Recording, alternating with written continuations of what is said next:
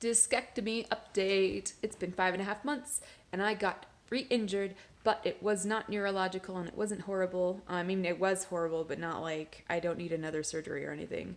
So I did arts and crafts with my sister 4 months out of surgery, and just bending over the table for a couple hours sent my muscles into a spiral of hell. I woke up the next morning and my muscles hurt so bad, and it was it's something that I've had to go back to physical therapy to address. And my deep core muscles weren't firing, and the other muscles were compensating, which caused them to go into freak out mode after a while. So I've had to reactivate my deep core muscles and calm down my piriformis. And physical therapy works, and I'm very glad to have access to it. So that's my update for that. It's been discouraging, but I'm glad to be getting much better. I'm going back to the gym now after about a month. I started going back to the gym of starting PT, and it's been feeling really good again, which is great. This is where I want to be, and I'm glad to be picking things up.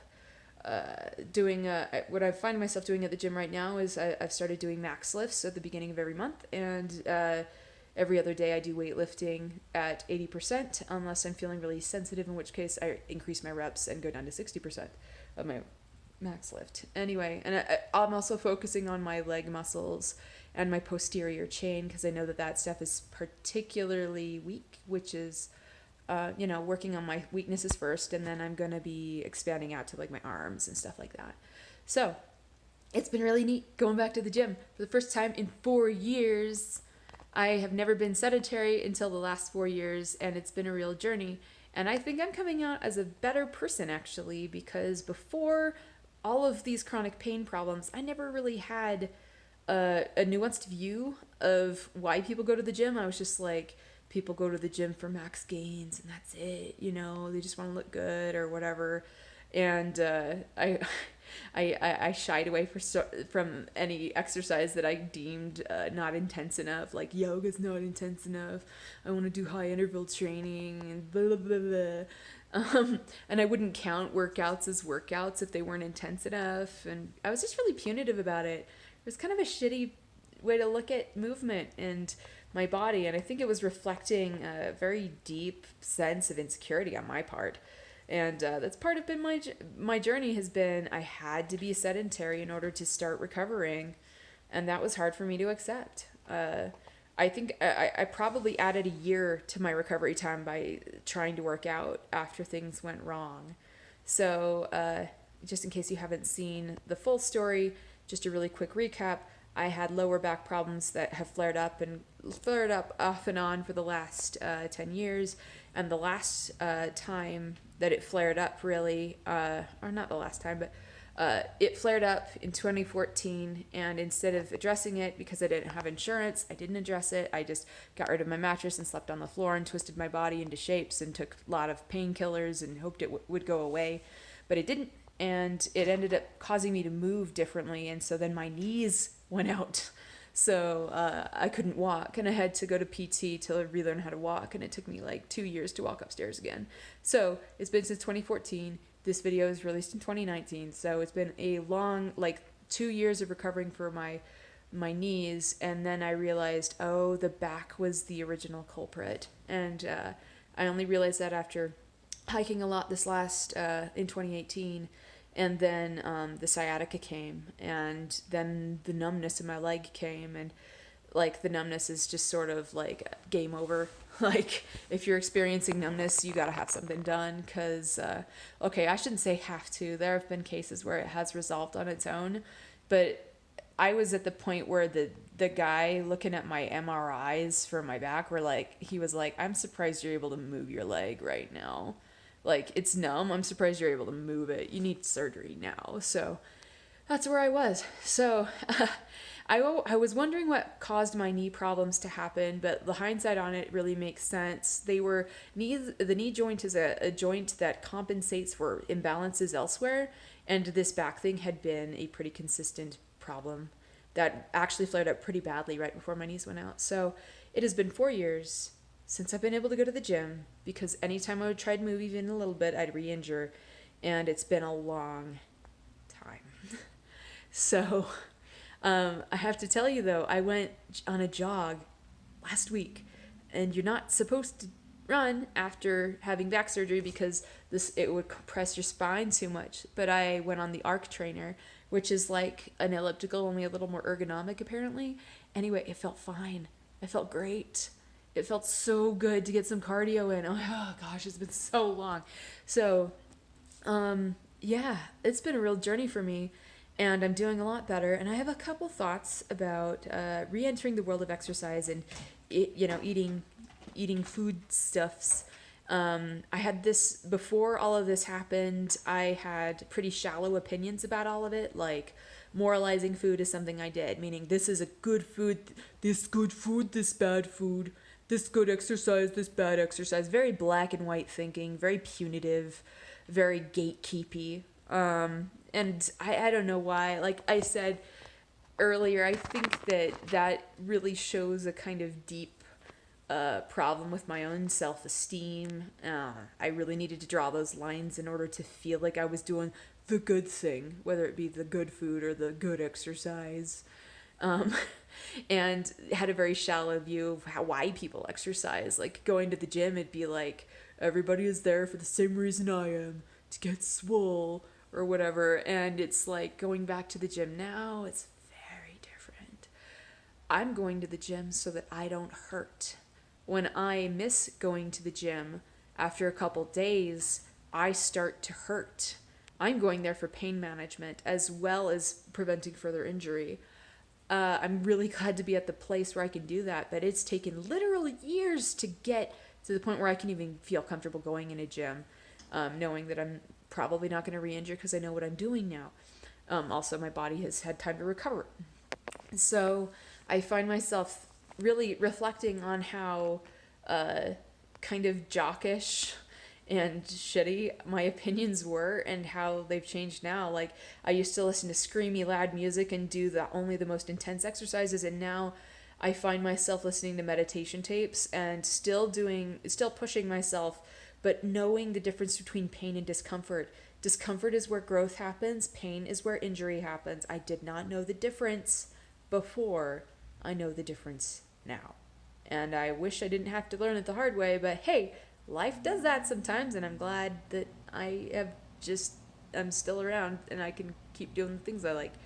And yeah, so yeah, right now I have a longer term. It's lovely to be able to think about where I want to be, even though like before all of this happened, I was canyoneering and rappelling down ice waterfalls and caves and mountain biking like a crazy person. And like when I say crazy person, I just mean I was barreling down the hill really fast and I scared people sometimes. But yeah, I mean I was pretty intense. And now it's like I'm nowhere near at that level. I probably couldn't run an entire mile right now, but I can get there, which is neat. So it's like, rather than viewing myself by what I can't do, I'm so happy to be seeing myself for what I can. And it's such a better headspace. And just knowing what my body needs and being sensitive to that. And, there was a day a few weeks ago where my left knee still acts up from time to time. And it's only sometimes, and it started to send me signals, and I was like, okay, that was a nice workout, we're gonna stop. And I stopped. My past self wouldn't have done that. I would have just pushed through the pain. And man, I mean, it's better to stop a workout where the form is bad or where your body is complaining. It's better to stop early than to keep going and keep yourself from future workouts. Honestly. So yeah, I'm excited to be doing the weightlifting I'm doing. I'm excited to see where it will take me. It's really interesting thinking about, gaining weight and stuff like that, because I've definitely gained some weight over the last few years, and that's always been a very deep-seated fear of mine. But having had it happen, it's not nearly as awful as I thought it would be. Like, I don't know, I guess I had this picture of being a heavier person as, I don't know. I guess I don't know what I thought. It was just a deep, deep fear. And it's like that fear came true. And guess what? I'm still me. And I can still have goals and still work toward those goals. Honestly, where I'm at is I just want to make the time and space for me to engage with my body physically and show up. That's my goal, is make the time and show up and just go with it. I would love to return to canyoneering. I would love to return to caving, and I think I am gonna get there. It's just a matter of continuing to view things and engage with things in a balanced way, and not being punitive while I do it. So something I want to talk about really briefly, I say briefly, I don't know how brief I'll keep it, at the end, is also diet stuff. So I actually didn't eat refined sugar for 14 years. In 2004, I stopped eating it, and it was weird to stop eating it back then. People were really kind of weirded out by it. They're like, well, don't you know that everything you eat turns to sugar in the bloodstream anyway? Because I don't see what you're doing. What you're doing is pointless. To which I would say, fine, give your kid some vodka. It's all the same anyway. Idiots. But yeah, they would get really offended. Like, you're judging me for my cupcake. And I'm like, I don't care. I just want an apple. Do you have an apple instead of the cupcake? Anyway, after 14 years of doing it, I realized I forgot kind of why I started. Or I actually didn't know why I was still doing it. I like to live a disciplined life. But after 14 years, that wasn't discipline. That was just, just doing what I did. And so I decided to start eating it again and reset my reasons. I just wanted to really inspect, okay, am I doing this for reasons that are punitive, or am I doing this for reasons that help build my character and, aren't proverbially me like, slapping myself. No, you're bad. Stop being bad. I want to have a positive mindset. I want to have a positive reason for doing the things I do, and not a punitive, negative one. Because that's what I've done in the past, and I don't want to repeat past mistakes. And I feel like after all that I've learned, I definitely don't want to do that. So I decided to be a normie, and I started eating sugar again in September of 2018. And so it's not been a year yet, but almost a year, I guess, because it's July. And it's been a really interesting journey, because at first there was some novelty to it. Like, donuts are amazing, and I hadn't had them in 14 years, and I don't care if you eat them or not, they are delicious. It's a very simple formula: fried dough with a sweet thing on it. Anyway, I went through the donut phase of things, where I wasn't eating like a box of donuts or anything. I think the most donuts I ever ate at one sitting was 2. But that was just once or twice, because that much sugar after not eating it for that long is just a lot. But yeah, I went through this whole period where everything was just so novel and so amazing, and then it surprised me. It got boring. Like, what used to be, what was sort of like this, ooh, I'm doing the thing, I'm so excited. Donuts became boring, cookies became boring. They're fine, but there's nothing wrong with them. But I think where I'm at now, after letting myself go for this amount of time, I've been giving myself time so that I can really think and reestablish what I want, and make sure that it's grounded in principles and goals that reflect me now and aren't just lazily dependent on 17-year-old me. So, or 16-year-old me. So, where I'm at now with that is, I think that I don't want to be eating sweet things. I don't like eating sweet things and having them be boring. I don't like that. So the whole, if I go to a coffee shop and get the mocha every single time, the first couple times I drink the mocha, it's going to be amazing. And then it just becomes normal. And it just becomes whatever. And it's like, I think that that's just not something I want. If I'm going to have a mocha, I want it to be special. If I want a birthday cake, I want to be celebrating with my friends. If I want to have that experience of the sweetness in my mouth, I want it to be part of something that helps bring me together with people. Because honestly, that's the number one, it's the only thing that I really regret from not eating sugar for 14 years, is not being able to celebrate with people, just being the rando on the side of the room that it doesn't engage. And holidays, and it just wears on you, and then people ask questions, and then you have this tedious conversation about why, and then they get weird about it, and fuck it. I want to give myself the freedom to have these things because it is a choice. There isn't anything morally good or bad about this stuff. It's just food. Food is amoral. It's just there. I I want to have the choice, but I also want to have that choice be calculated. So this is how I'm calculating it. So I'm paring down the sugar that I'm eating right now. It's not that much work, honestly, because I never even started drinking soda again because that stuff, I tried it, it was kind of gross. So yeah, instead of getting the mochas, I'm getting iced coffee with no sweetener, and that's fine. And yeah, we'll just save the sweet stuff for the moments that really, really where it really comes together in a way that I appreciate. That's just how I want to associate that food in my life.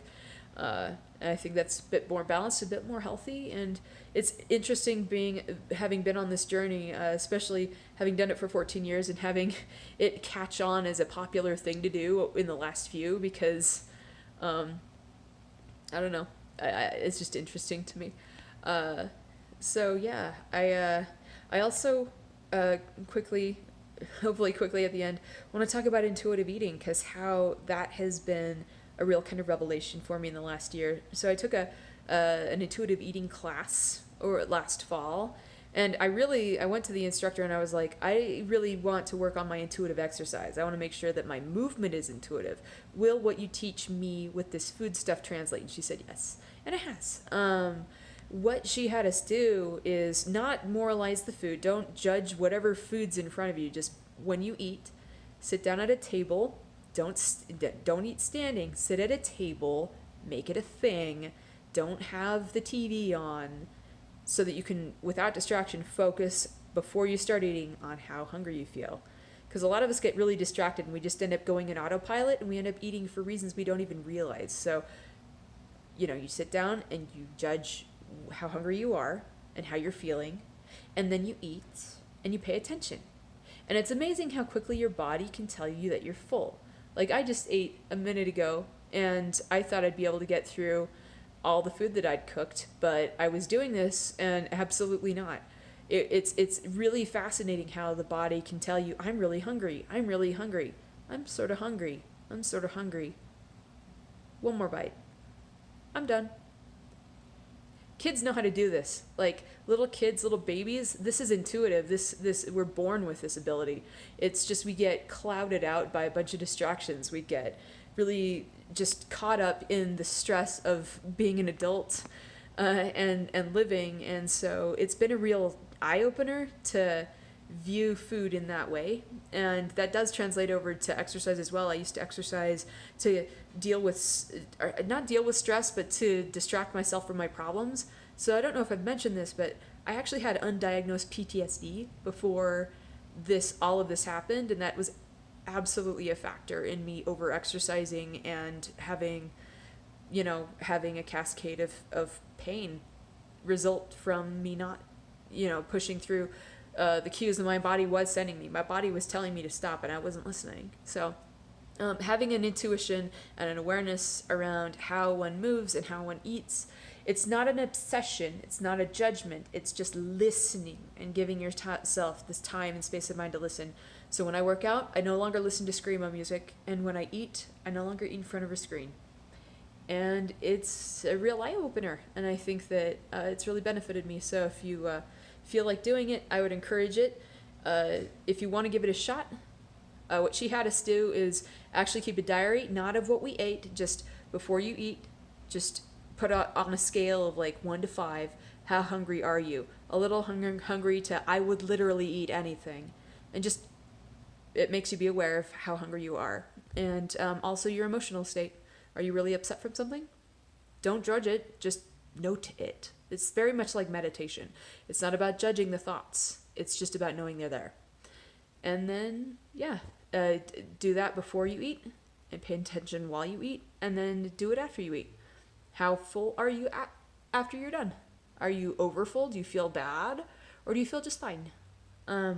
Anyway, so you can probably read more about that if you want, but it's really made a big difference. And it's not something I thought that I had an issue with, but honestly, I just think that our culture kind of makes it an issue for most people. like I said, we live busy, distracting lives. So anyway, if you have any questions about that, actually leave them in the comments or whatever, and I can answer them to the best of my ability. And yeah, bye bye.